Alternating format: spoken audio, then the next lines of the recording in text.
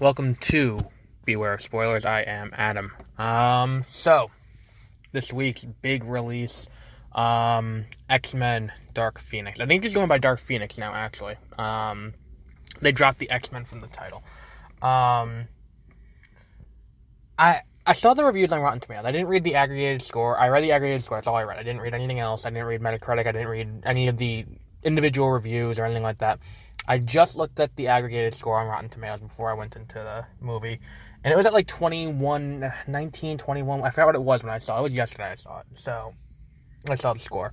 So, this movie reminds me a lot of Batman v Superman.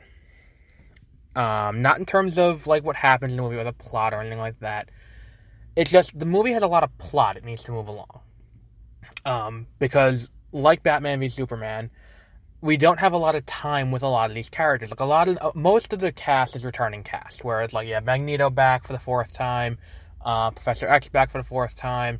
The problem is the kids who the story is mostly centered around. Like Jean has had about 10 minutes of screen time, maybe 20, in Apocalypse prior to this. So we don't really have an emotional connection to any of these characters. To make it where putting their lives in jeopardy or, making them have to make the choice. Function of the movie tells us they're friends, and that's what it is. And they're kind of banking on the fact that the comics history of Jean and Scott and all of that. There isn't so much time to really do all of that. Do I think an extended cut of this movie, a 3-hour cut of the movie, similar to the ultimate cut of Batman v Superman, the entirety of Endgame, do I think this movie would have benefited from a longer runtime? It's possible, but I think that fundamentally there's a lot of issues with the story, that really a second movie in between Apocalypse and this would have been the better solution.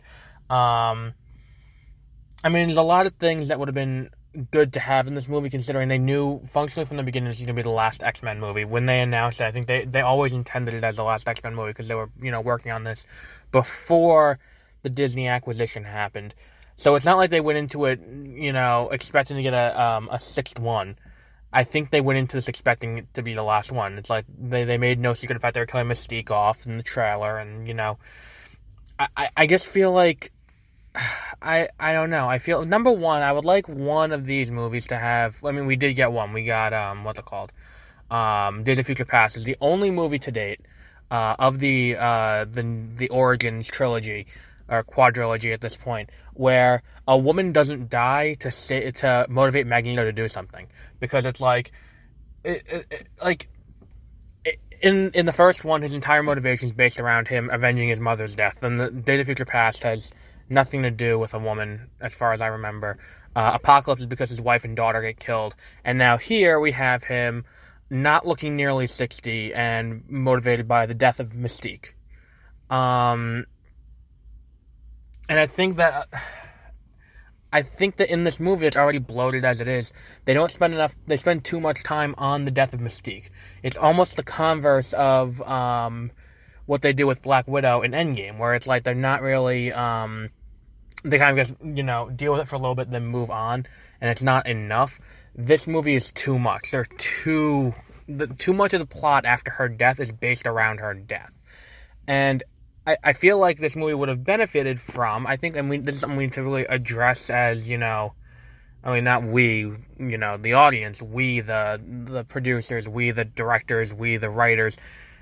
I think we got to get away from this stigma of part 1, part 2 for movies like this, because I think that was one of the things that helped Infinity War and Endgame, was the fact that they had functionally 5.5 hours to tell the story, because it was, part 1's Infinity War, part 2 is Endgame, and because of that, you have this 5.5 hours. Harry Potter and the Deathly Hallows, part 1, part 2, is about 4.5 to 5 hours.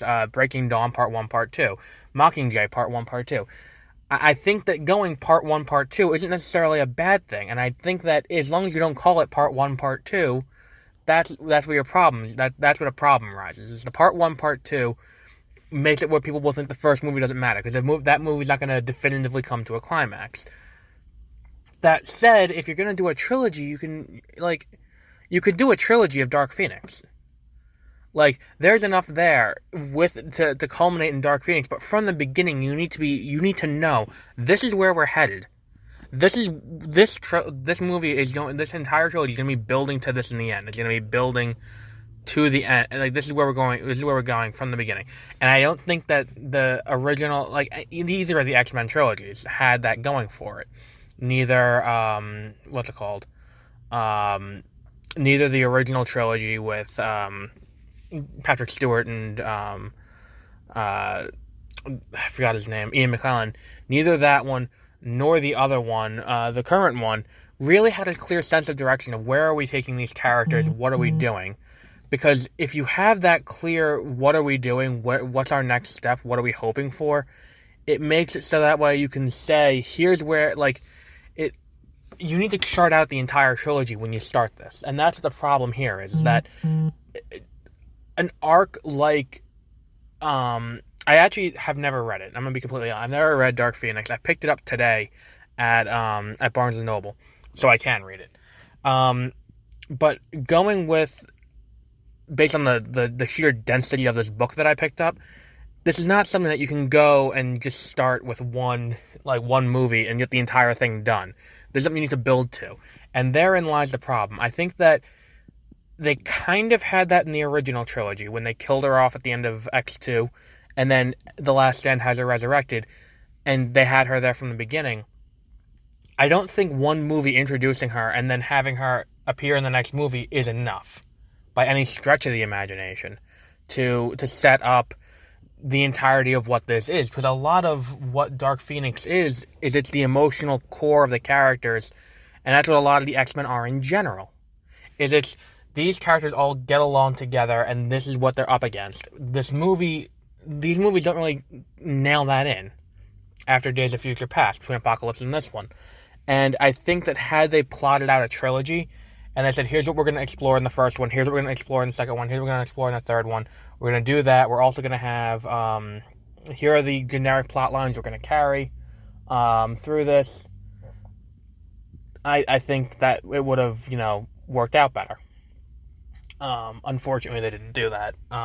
Hopefully it's something that Disney does in the future, and it seems like they are.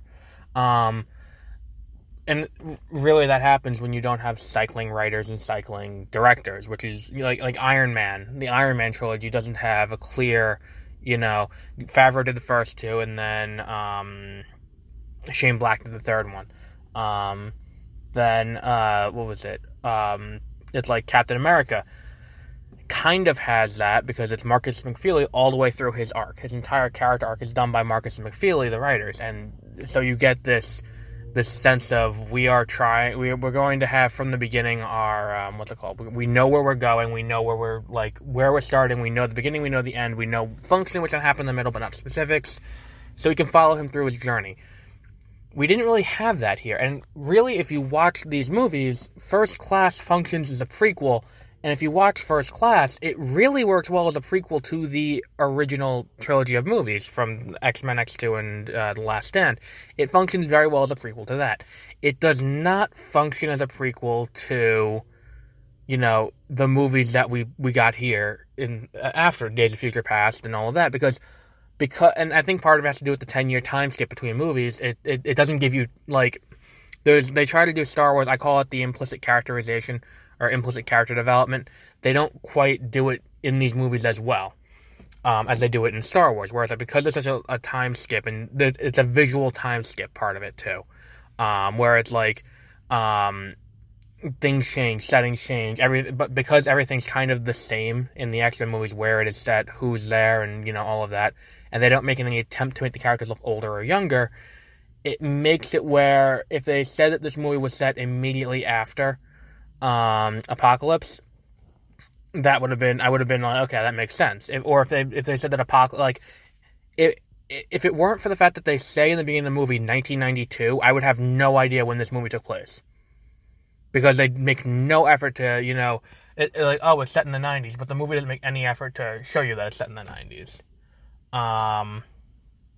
So we'll wrap up there for today. I guess this movie's not bad enough to warrant not seeing, but I wouldn't make any, I wouldn't speed to the movies to go see it immediately. It's not that good. But it'll be out for a little while. I mean, so we'll wrap up there for today. We'll be back next. I got Monday. I have Rocket Man on the itinerary. You can follow the show on Twitter at 30min Review. You can follow me on Twitter at AdamTaylor792. We'll be back with Rocket Man on Monday. Have a great rest of your weekend.